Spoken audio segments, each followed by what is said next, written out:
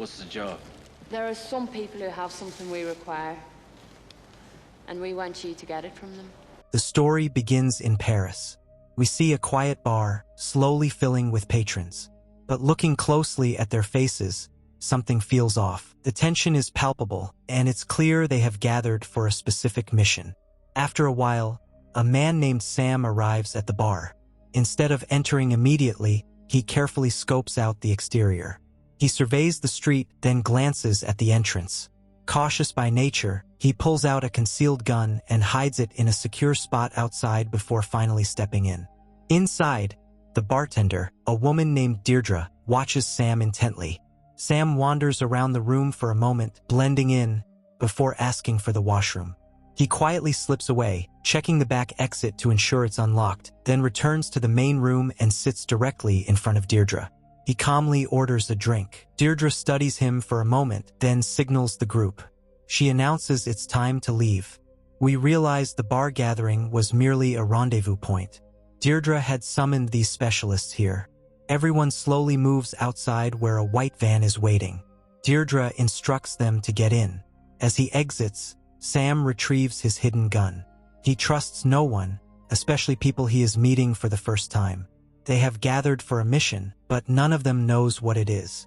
After a short drive, they arrive at a secluded warehouse. Inside, 2 more men join them, Spence and Gregor. Now there are 5 operatives plus Deirdre. Deirdre gets straight to the point, let's get to work. But everyone has the same question, what is the work? Deirdre remains vague, insisting they just need to follow her orders. She has assembled this team but refuses to divulge the full truth, knowing that these men are cunning professionals, former special forces and intelligence agents who have left government service for the lucrative, dangerous world of freelance crime. Deirdre leaves the 5 men alone to prepare, avoiding any unnecessary complications.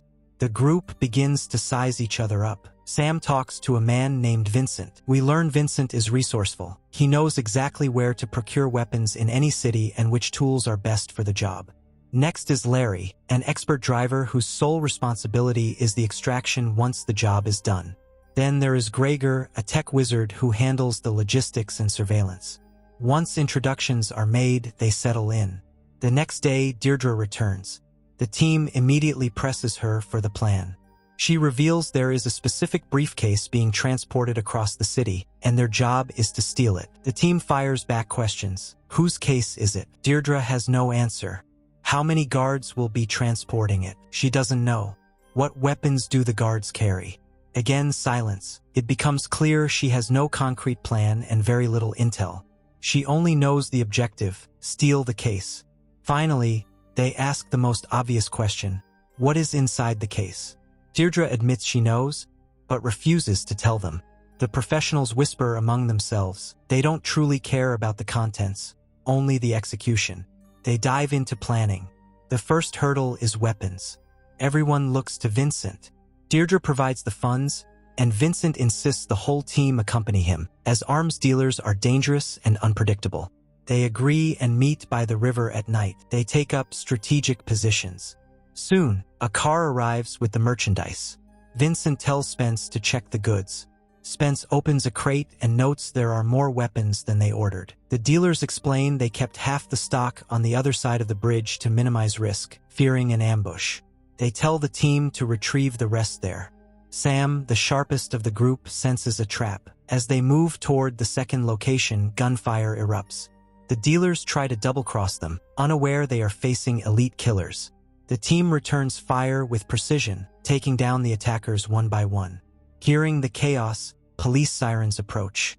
The team jumps into their cars and flees, pursued by both the surviving thugs and the police. During the escape, Spence's incompetence is revealed. He fires wildly, barely looking at his targets, acting erratic and unprofessional. They manage to bring him back to the warehouse, where he immediately vomits from stress.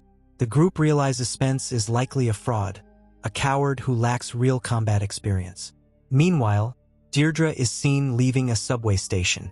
She meets a man named Seamus. He hands her an envelope and warns her that the briefcase is currently being tracked by Russians who intend to buy it soon. He orders her to steal it immediately, then vanishes. Deirdre returns to the warehouse, telling the team everything is on schedule and outlining her strategy. Sam interrupts with serious concerns. He argues her plan is flawed and dangerous.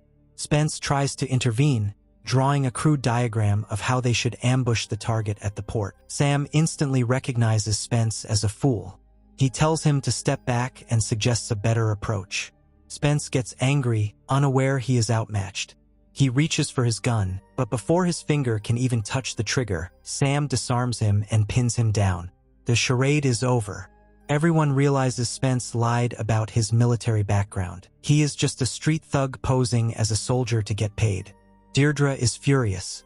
She isolates Spence, pays him off, and dismisses him from the mission. The disappointment and rage in Spence's eyes are evident as he leaves. Now down to a core team, they relocate to a safe house to replan. Deirdre is desperate to get the case at any cost, but Sam is cautious. He wants to ensure everyone survives the mission.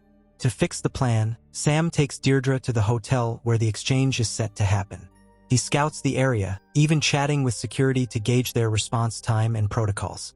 Sam gathers intel but wants visual confirmation of every blind spot. He poses as a tourist with Deirdre, asking strangers to take photos of them. To onlookers, they appear to be an American couple on vacation. In reality, Sam is directing the camera to capture the background details. He collects about 30 photos. Back at the safe house, he analyzes them and concludes the target is extremely dangerous. The security detail is professional, and the situation could turn volatile instantly. He insists they need at least 2 more men. Deirdre refuses. There is no time. The heist must happen tomorrow. Sam, unwilling to go in blind, drags Deirdre to stake out the target's house that night. They watch from the car for hours. When police patrol by, Sam kisses Deirdre to blend in, and we sense a growing closeness between them. As morning breaks, the team mobilizes. Deirdre waits in her van, scanning the street.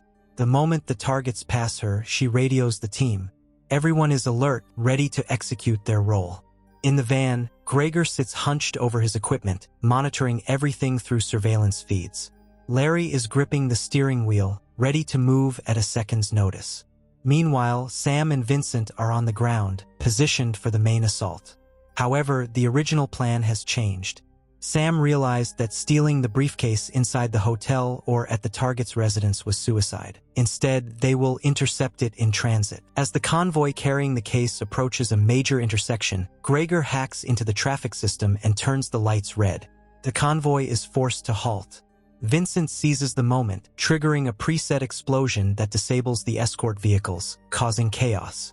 However, the primary car carrying the case remains intact. The guards inside know they are under attack. Gunfire erupts from all sides as Sam and Vincent engage the security team. Despite the ambush, the driver of the target car manages to maneuver out of the wreckage and speeds away. The chase is on. Larry floors the gas, and the team pursues the fleeing vehicle through the streets of Paris. The chase is intense, weaving through traffic and spilling into the narrow city streets. Bullets fly between the cars, shattering glass and terrifying bystanders. Sam and Vincent are relentless. They force the target car into a bottleneck, and Vincent triggers a second explosive charge, finally disabling the vehicle. The man with the briefcase stumbles out, dazed but armed. Sam and Vincent surround him, neutralizing the threat. Seeing the path is clear, Gregor steps out of the van. Here, we witness his cunning betrayal. He is holding a briefcase identical to the target one. While Sam and Vincent are distracted fighting off reinforcements, Gregor swiftly swaps the real case for his fake one. He has played them all. With the real case in hand, he vanishes into the chaos. Sam, having eliminated the immediate threats, rushes to grab the case. As he lifts it, he notices wet paint on his hand. He realizes instantly, it's a decoy. Gregor has stolen the real prize and fled. Sam retreats to the getaway car with Vincent and a wounded Larry. They limp back to the safe house, furious and battered. The realization sinks in, Gregor double-crossed them. The mission has now shifted from a heist to a manhunt. They must find Gregor to get the case. Sam confronts Deirdre again, demanding to know what is inside the case. She still refuses to answer but offers a crucial lead. She knows Gregor intends to sell it to the Russians. To find the case, they must find the Russian buyers. Meanwhile, Gregor is already making moves. He meets a Russian contact in a car. To prove he is not to be trifled with, he stops in front of a playground and pulls a gun, aiming it at children to show his ruthlessness. The Russian, unimpressed, points his gun at Gregor, demanding the case. Gregor doesn't blink. He shoots the Russian in the head. He then calls the Russian boss, Miki, directly. He informs Miki that he killed his negotiator and that the price for the case has just tripled. Back at the safe house, Sam is calling in favors. He reaches out to old contacts, desperately trying to track Gregor. He learns that a second meeting is scheduled near a large stadium. The team races to the location. Gregor, now extremely cautious, refuses to meet the Russians face-to-face. He communicates from a distance within the stadium, demanding assurances. The Russians promise safety, but Gregor trusts no one. Sam tracks Gregor inside the stadium. The team moves in to corner him. However, outside the stadium, Larry is waiting in the getaway car when Seamus, Deirdre's handler, suddenly appears. Seamus executes Larry and takes his position. Inside, Sam spots Gregor and ambushes him, shooting him in the leg. He beats him, demanding the location of the case. Meanwhile, Vincent holds off the Russian security team in a fierce firefight. The sound of gunfire sends the stadium crowd into a panic. In the ensuing stampede, Gregor manages to slip away from Sam. He limps toward the exit, where he spots the getaway van. Thinking it's his escape, he is shocked when Seamus grabs him and throws him into the back. Deirdre is in the driver's seat. They speed off, dumping Larry's body on the pavement as they go. Sam and Vincent emerge to see the van speeding away. They realize the depth of the betrayal. Deirdre has sided with Seamus, leaving them for dead. To make matters worse, Sam has taken a bullet and is bleeding out. Vincent drags him to a safe location, the home of an old friend, where Sam's bullet is removed and his wounds treated. The next day, the hunt resumes. Deirdre drives Seamus and their prisoner, Gregor, to a post office. Gregor admits he mailed the case to himself for safekeeping. Seamus drags Gregor inside to retrieve it while Deirdre waits in the car. Suddenly, Sam appears at her window. He holds her at gunpoint, revealing his true identity. He isn't just a mercenary, he is a deep-cover CIA operative. He warns her she cannot outsmart him. Before he can act further, Seamus and Gregor burst out of the post office, guns blazing. They jump into the car, and a high-speed chase ensues. Sam and Vincent pursue them relentlessly through the streets and tunnels of Paris, driving against traffic and causing massive pileups. Vincent leans out and shoots out the tire of Deirdre's car. The vehicle careens out of control, flipping over on a bridge. Deirdre and Seamus are knocked unconscious in the crash. Gregor, battered but conscious, crawls out of the wreckage with the case and flees before the car bursts into flames. Construction workers pull Deirdre and Seamus from the burning vehicle just in time. Sam and Vincent, watching from above, see Gregor escape again. They regroup to predict Gregor's next move. Vincent deduces that with the Russians and the Irish mob after him, Gregor has few options. Sam realizes Gregor must have been working with the Russians from the start to have the perfect decoy case. To find him, they must go to the Russians' final meeting point, a glamorous ice skating show happening that night. They infiltrate the arena. Sam spots Miki, the Russian boss, in a private box. Suddenly, Miki's guards tell him to leave. The deal is happening elsewhere in the building. Sam realizes they are meeting Gregor. Meanwhile, we see a sniper position himself in the rafters, aiming his rifle at the female figure skater on the ice. Backstage, Miki meets Gregor. The exchange happens, money for the briefcase. Once the case is in hand, Miki betrays Gregor, shooting him. Dying, Gregor reveals his insurance policy. He hired a sniper to kill Miki's girlfriend, the skater, if he doesn't call him off within 10 minutes. Miki laughs coldly, saying he doesn't care about the girl. He shoots Gregor in the head, killing him instantly, and walks away with the case.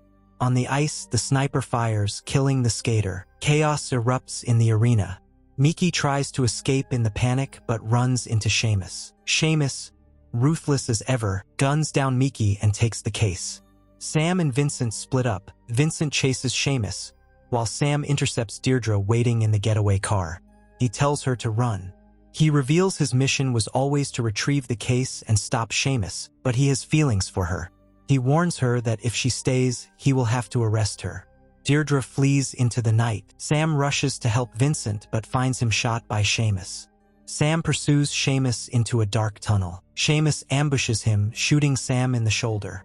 As Seamus moves in for the kill, a gunshot rings out. Vincent, wounded but alive, shoots Seamus dead. The mission is over. Sam secures the case and hands it over to his CIA handlers.